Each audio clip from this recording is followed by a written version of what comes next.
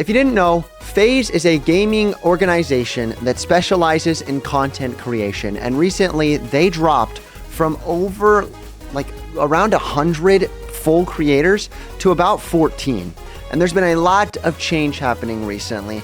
So I went ahead and reacted to a personal FaZe member, and this is the clip from that stream. Like, comment, subscribe. FaZe Jev. Let's watch this.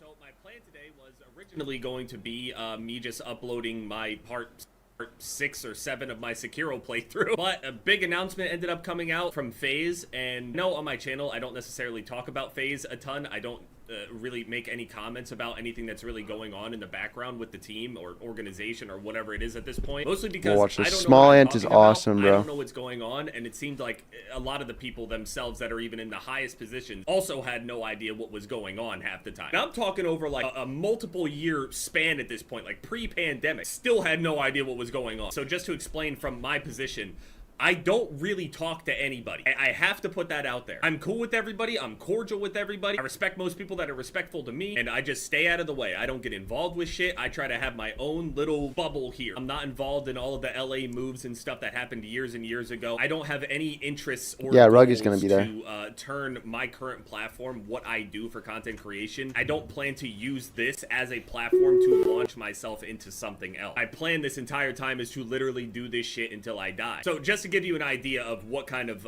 person I am, I stay the fuck out of the way. I don't get involved with shit. I don't learn about shit. I just did my own thing. I still have as much information as I had 8+ years ago. I've been in This is kind of fire though, him being like so authentic like that. Point because there were so many decisions and people that were in the team and things like that that a lot of people didn't even know who was who, even though I know. Dude, I'm not kidding, bro.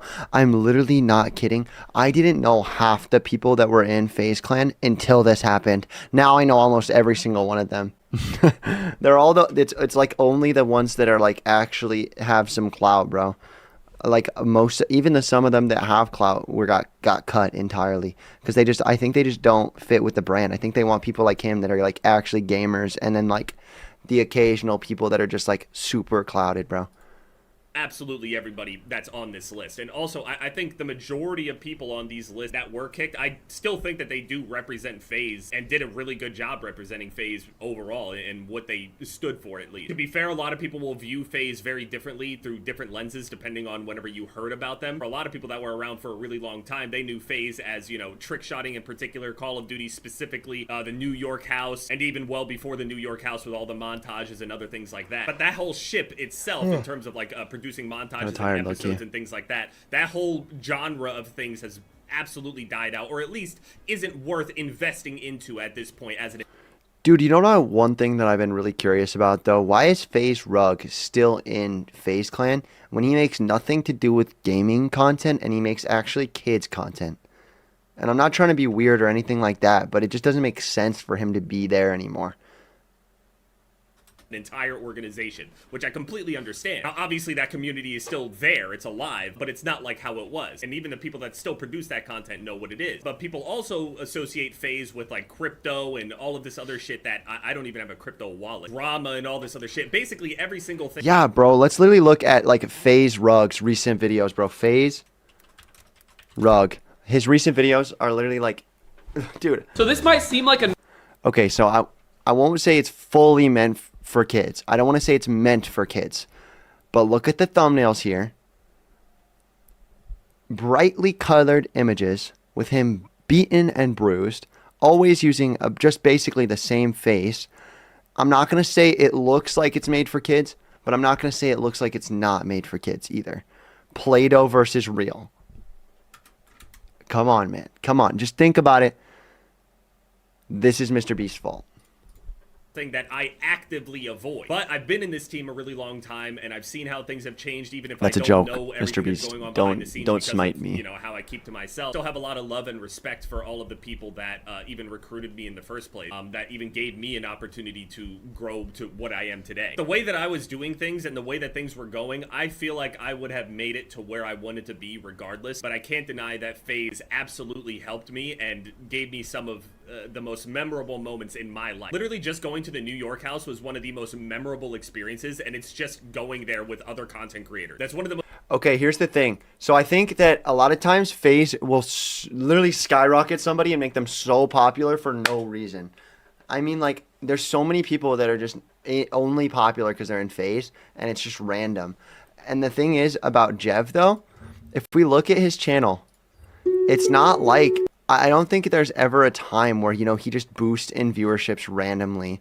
Like, these are just very average videos. It looks like he doesn't say anything about FaZe at all, even if we look at his most popular videos. I mean, these are nothing about FaZe. Absolutely nothing about FaZe. So with that being said, I mean, like literally, I don't think FaZe helped him that much. And I think there's actually some real, known, he actually is known for his own stuff, not FaZe.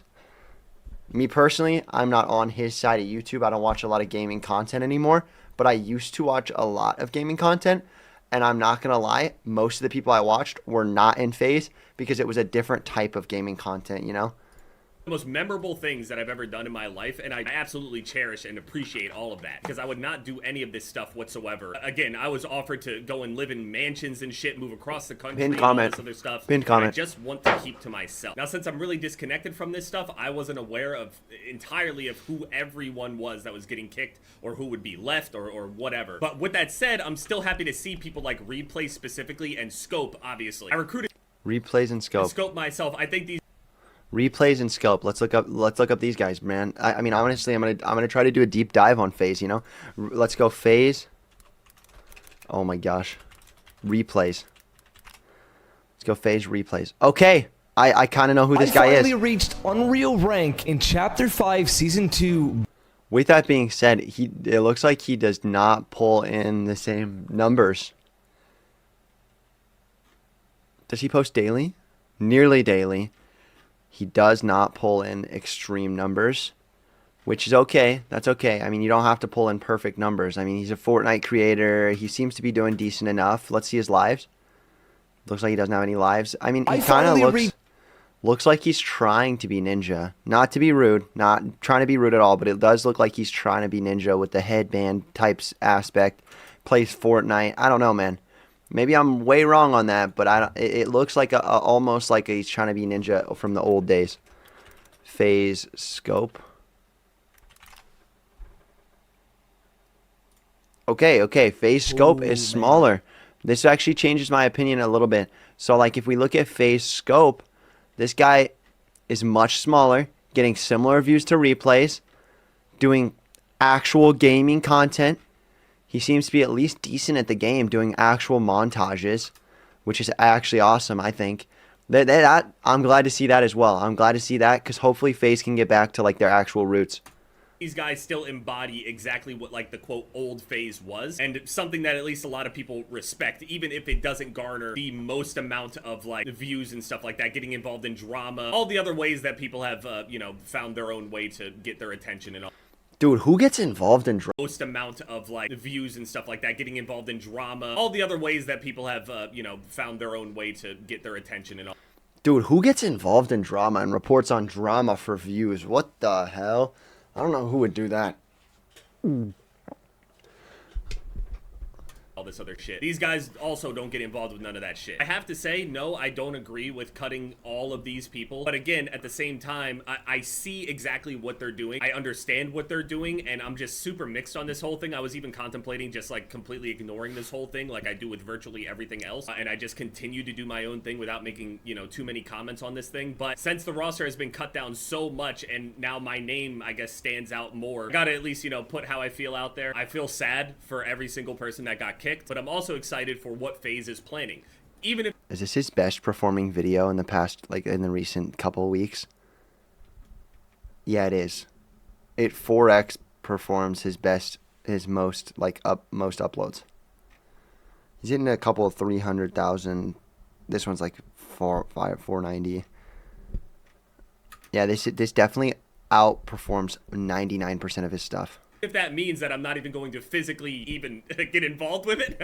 Barely collab, I don't do photo shoots, I don't do shit. And for whatever reason, people really respect that. So, thanks, I guess. But I mess with it heavy, bro. I mess with it so much so because FaZe was trashed, bro. Like I said, dude, FaZe, they were not in any conversation.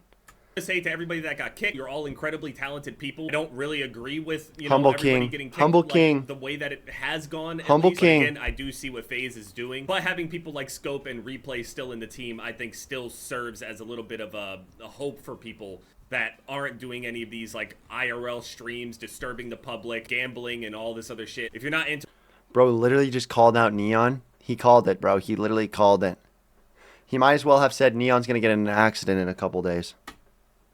all the flashiness and all that bullshit, I think that there's still hope to be able to join the team as that type of creator. That's my impression looking at this. All the people that are still in, though, Adapt, Apex, Banks, I don't know what Rain is doing. I guess he's there by proximity, like here and there, but he's not deep in there.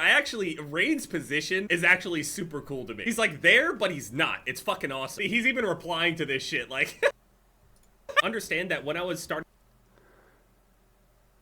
Wait, FaZe Rain is not in there, I just realized. Is he gonna just stay?